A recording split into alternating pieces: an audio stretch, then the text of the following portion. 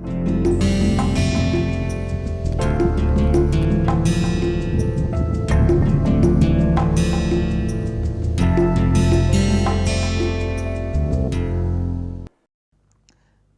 to the 54th and the last lecture of this open course on diffusion in multi-component solids. In last couple of classes, we have been talking about fast diffusivity paths. Last class, we studied Fischer's model for grain boundary diffusion, and today we will go over Harrison's regimes for grain boundary diffusion. Harrison classified grain boundary diffusion kinetics depending upon the relative extents of length of diffusion through lattice and grain boundaries in a polycrystalline material.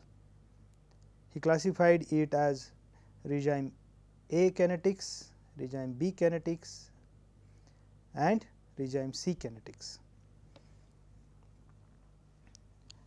As we have seen before, contribution from grain boundary diffusion to the total extent of diffusion depends upon the relative magnitude of grain boundary diffusion coefficient with respect to the lattice diffusion coefficient, which in turn depends upon the annealing temperature, annealing time and the average distance between grain boundaries, or in other words the average grain size.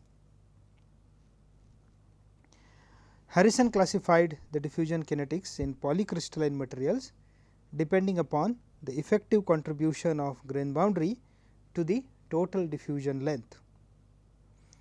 Understanding this classification is especially important when it comes to measuring the tracer diffusion coefficients, because we need to know what kind of diffusivity we are measuring, whether it is lattice diffusion coefficient or it is an effective diffusion coefficients, including the contribution from both lattice and the grain boundary. The first is Harrison's regime A, in which basically the extent of diffusion is almost same in both the grain and the grain boundary.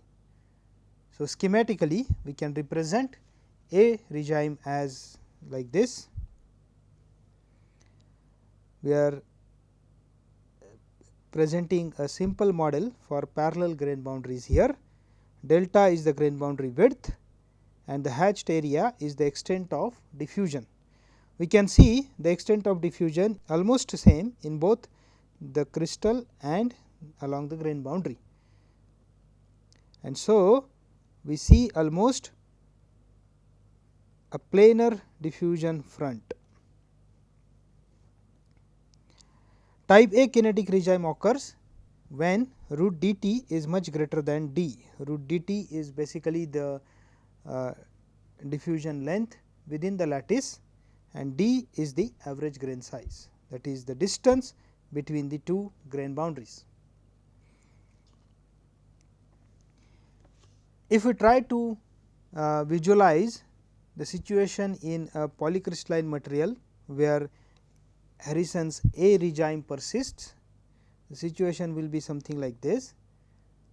In this case, the grains are really fine, we are dealing with a fine grained material, and hence the extent of diffusion in grains is much higher than average grain size. So, we see almost a planar front.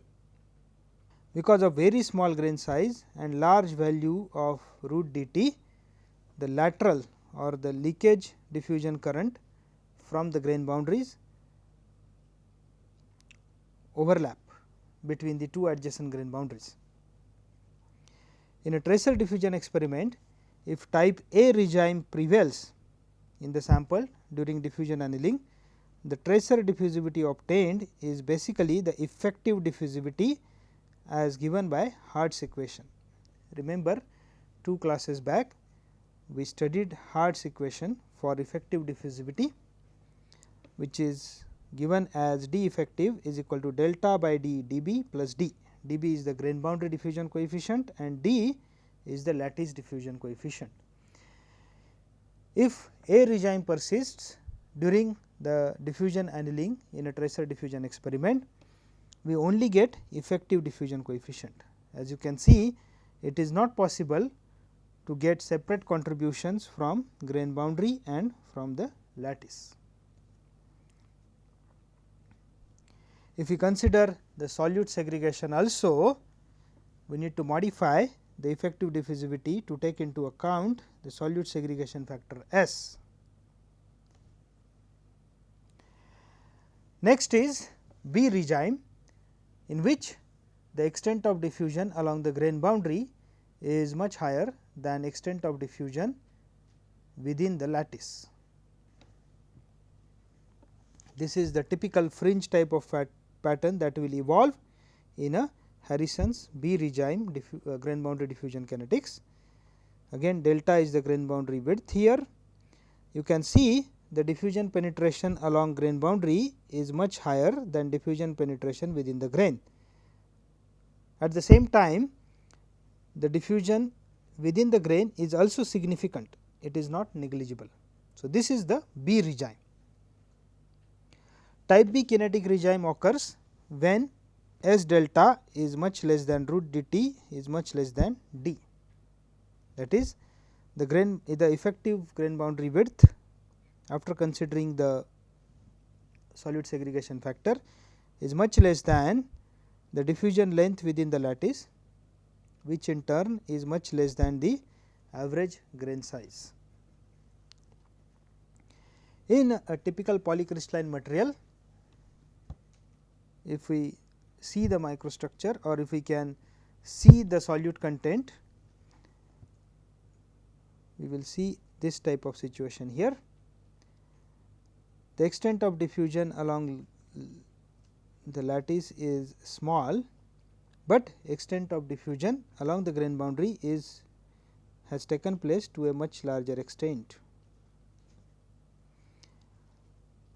If we conduct the tracer diffusion experiment in type B kinetics, we can fit the concentration profile to this equation.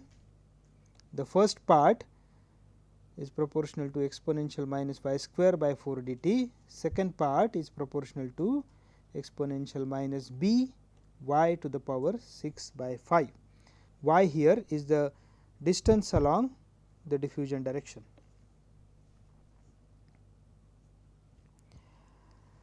If we conduct tracer diffusion experiments in B regime, which is usually the case, it means the grain size of the polycrystalline samples is not too small to avoid A regime, and the annealing temperature and time is such that significant lattice diffusion occurs to certain depth, which can be experimentally determined, and this depth of lattice diffusion is followed by a long grain boundary diffusion tail deeper from the surface.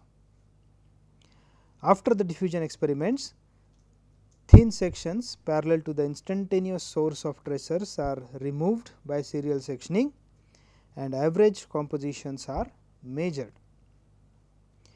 Initial part of the concentration profiles follows the usual Gaussian profile, from which the tracer diffusivity for lattice is evaluated, and this procedure has been explained in details in an earlier class. The later part of the profile shows a long tail due to grain boundary diffusion, which can be fitted to an empirical relation of log C versus y to the power 6 by 5. And what we can obtain is the triple product. Note, we can obtain the triple product S dB delta and not the single dB, unless we know S and delta, and it can be obtained as given by this equation from the experimental concentration profile. A schematic of concentration profile for a tracer diffusion experiment conducted in B regime is represented here. So, log C is plotted against y to power 6 by 5. The first part up to here is the segment that can be fitted with log C versus y square, and the slope of this part yields d star for lattice. The second part can be fitted with log C versus y to power 6 by 5, and the slope yields the triple product S dB delta here.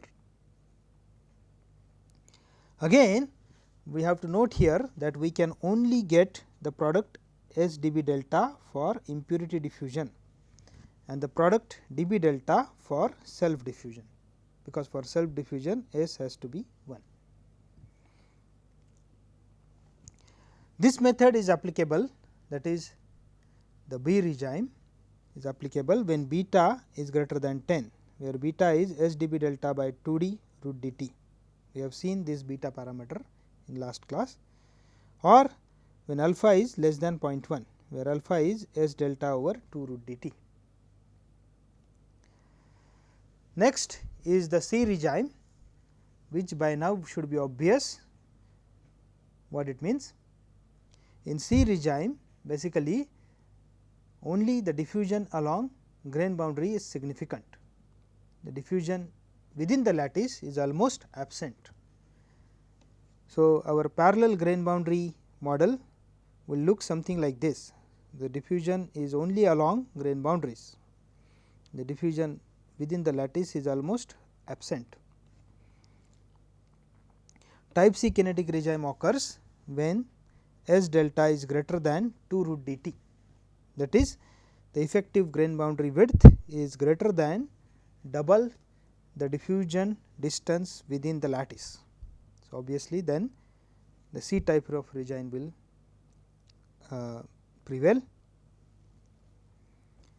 If we see a polycrystalline material in C regime, we can see only the grain boundaries decorated with solute and the diffusion within grain is almost absent.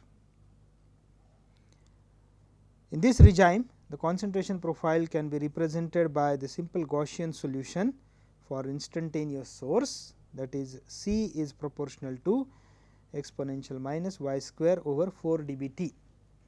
So, in principle it should be very easy to determine the grain boundary diffusivity directly if we can conduct the experiment in C regime, but practically it is almost not possible, because in this case we will have to determine experimentally very small concentrations along the grain boundaries, which is not practical. And so, most of the experiments are conducted in either A or B type of regime. Okay, so that is all for today. We will stop here. Thank you.